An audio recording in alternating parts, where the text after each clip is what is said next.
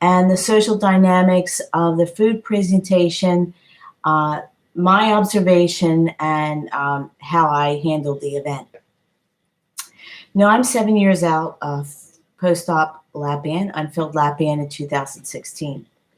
I only had a 3-month metabolic, I say, weight loss from my weight loss surgery, and then I had to start working it, right? So you can look back on my videos. Um, I've been at a plateau about a year out. So I've been trying to maintain what I lost so I don't go back into the situation that I was in 2011. I spent about 7 years in obesity, roughly. So I'm equal to the amount of spending the time in obesity and spending out of obesity, right? So I fluctuate with a 10-pound weight gain and weight loss throughout the year. The summertime is my lightest time, where I eat very light. I eat the less part. I eat less dense. I'm working out in the sun. I'm working out in the garden. I do more fitness outside. I'm more active, and I'm more socially active. And I eat a different type of diet, which is mostly consists of lighter food. And because I don't like my stomach real heavy in the summertime. As opposed to the flip side, in the winter time, I'm a little more dense calorie. I'm more hungry. I'm more sedentary. I'm more cold. I'm more less outside. I'm less active. So I tend to put on that weight so that in the summertime, I really have to work on it to get rid of the so-called winter months weight gain. So, and that's what I struggle with. That's my struggle bubble.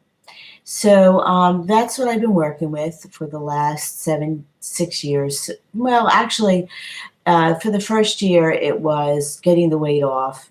And the second year was working on my fitness.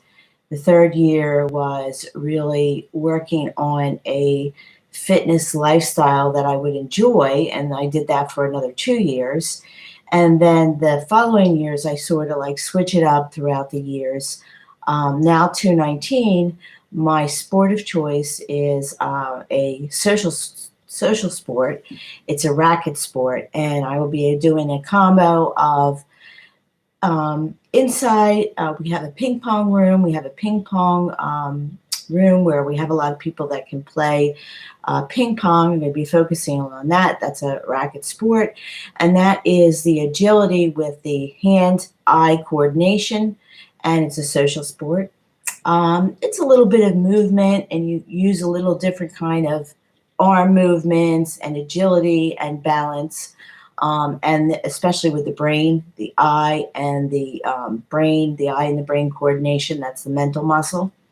And then also with pickleball, which is another racket sport, and it's a social sport. And then I'm just going to dab into a little bit of tennis, not too much. So that's what I'm focusing on. And then my run the year 2019, which is my challenge. I do about 35 miles a week with walking / light jogging or power walking, whatever you want to call it. That's my fitness. And then I throw in a little bit of cycling, a little bit of spin, and then a little bit of cycling outside, and then a little bit of weights. So that's my fitness for 2019. And a little bit of gardening, and that acts as like throwing wheelbarrows around and mulch and digging holes and raking and stuff like that. And I'm going to be helping out. I have a shed out in the garden, and then I help out some people out there. I'm going to be helping possibly with some people in their garden this year of getting it cleaned up. Some of the people that have problems with mobility issues. So last night I attended a very cool cultural event. It was a Asian New Year, and I went to a restaurant. I was treated by one of my friends, and I thank her so much for that. I appreciate that. And we sat at a table. We were the only Caucasians sitting there, us two ladies. We had two Taiwan dignitaries at the table. It was a mixture of the social dynamics of the event, and I was extremely interested in that because I like it to observe different cultures and how they act, how they eat, and body structures and all that kind of jazz because I'm interested in that.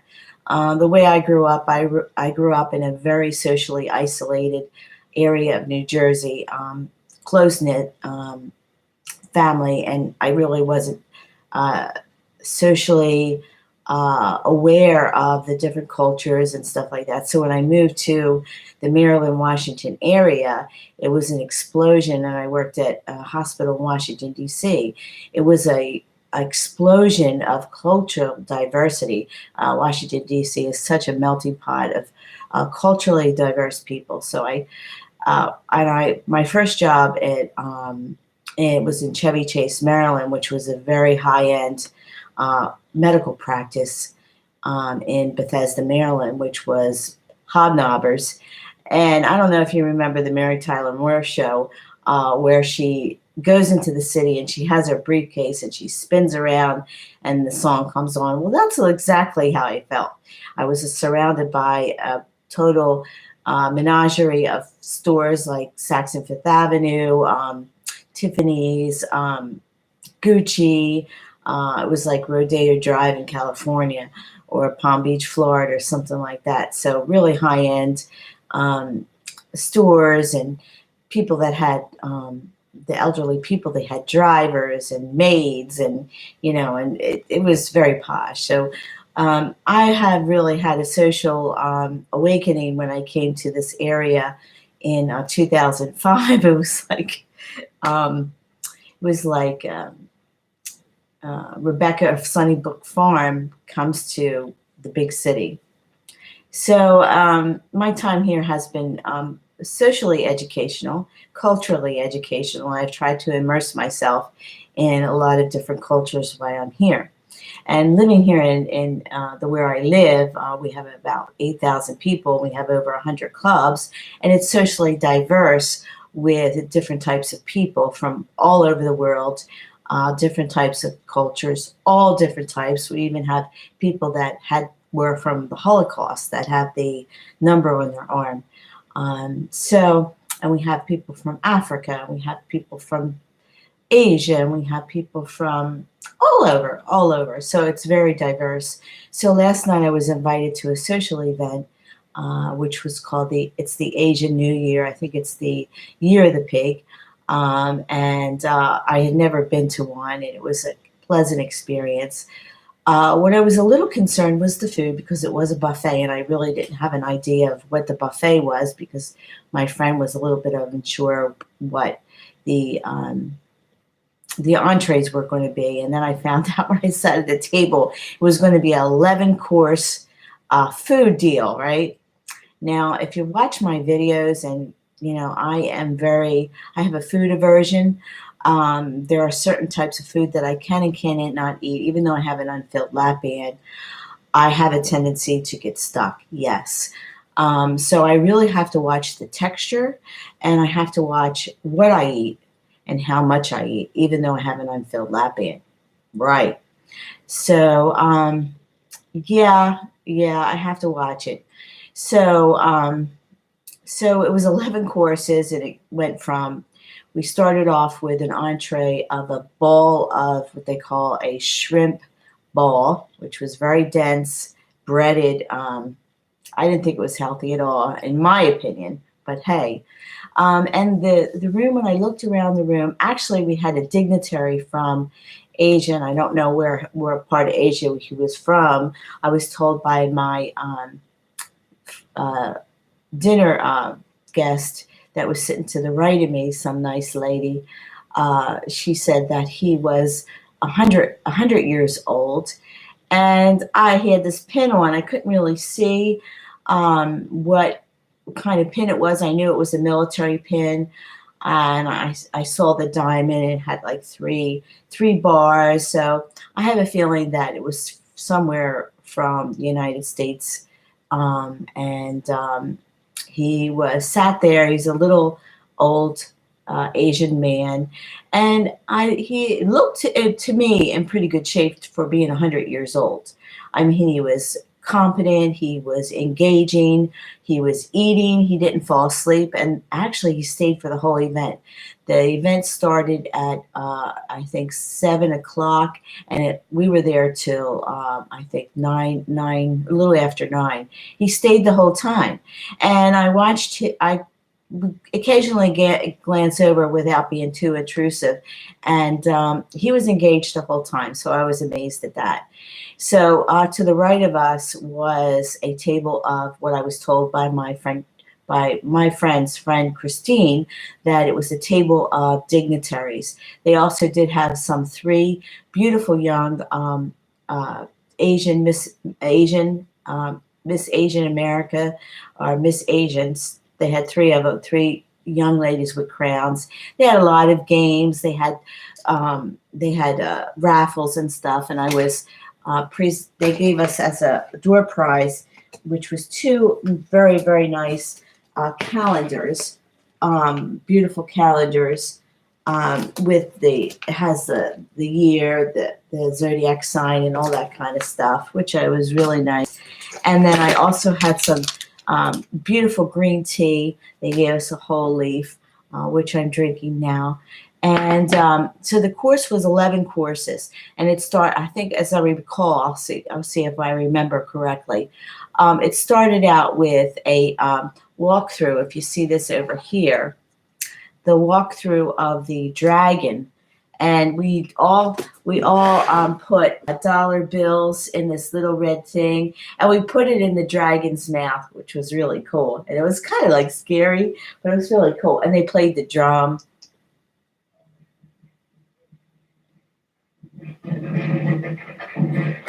So there's the big dragon, if you could see that. And there were 2 kids under there. So it was a fun time. It was a very cultural fun time, experiencing that, the dragon.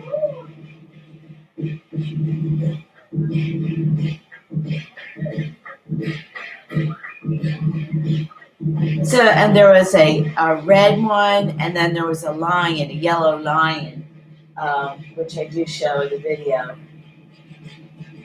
And then they had a stage up there where they did a lot of presentations. Of course, I couldn't understand it because they were speaking in Chinese and a couple other different languages of Asian culture.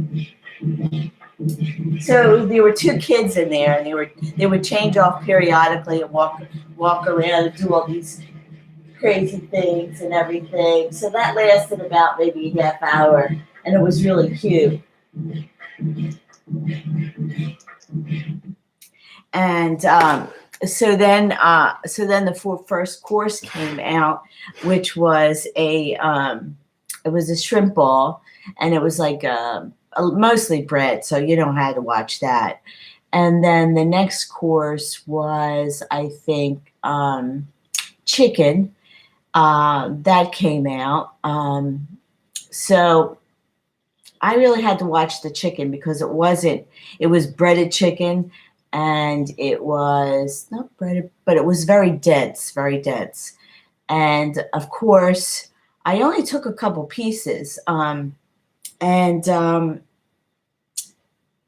I tried to be careful, and it was a little bit hard getting down because it wasn't cooked very good, and I could feel it going down. It was a little uncomfortable. I particularly didn't care for it. And then the soup came out, which is a very nice egg drop soup, and that was delicious because it had like some scallions. It was very fresh. I really enjoyed that.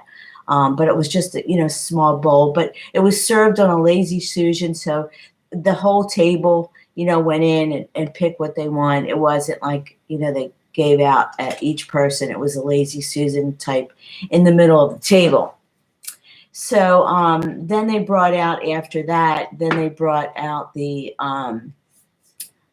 pork. It was pork, and that was breaded. And I took a little piece of that, and that didn't sit well with me, and I got stuck. So I was debating whether or not whether I should go into the bathroom and throw it up, but I kept it down. I kept it down, and I was in pain. And and my part, and they did serve a little bit of wine, so I had like a little bit of wine, about that much, because I was a designated driver. They did have green tea, so I did sip on the green tea. They did have soda. I did have a couple swigs of that into my wine, but. I was in pain for about a half hour, and I kept deciding whether I wanted to go and spew it up in the bathroom, PB, but I didn't want to, because I didn't want it to be causing inflammation in my body. It didn't bubble, but it was just hurting, and it took a long time for it to go down. Uh, so uh, so I didn't want to be too obvious that I wasn't feeling well. So I try to be socially engaged in the conversation, which I wasn't feeling very well. So then after that, the what came out? The beef, and I didn't have any of the beef because the beef looked too dense.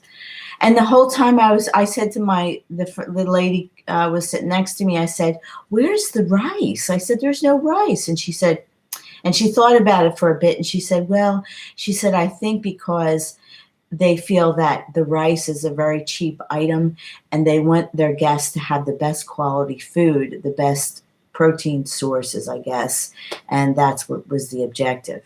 So when I looked around the room, I really didn't see any obese people out of all the Asian. I saw a couple little overweight people. As a matter of fact, there were two young men that were sitting next to me. Though they were from Taiwan.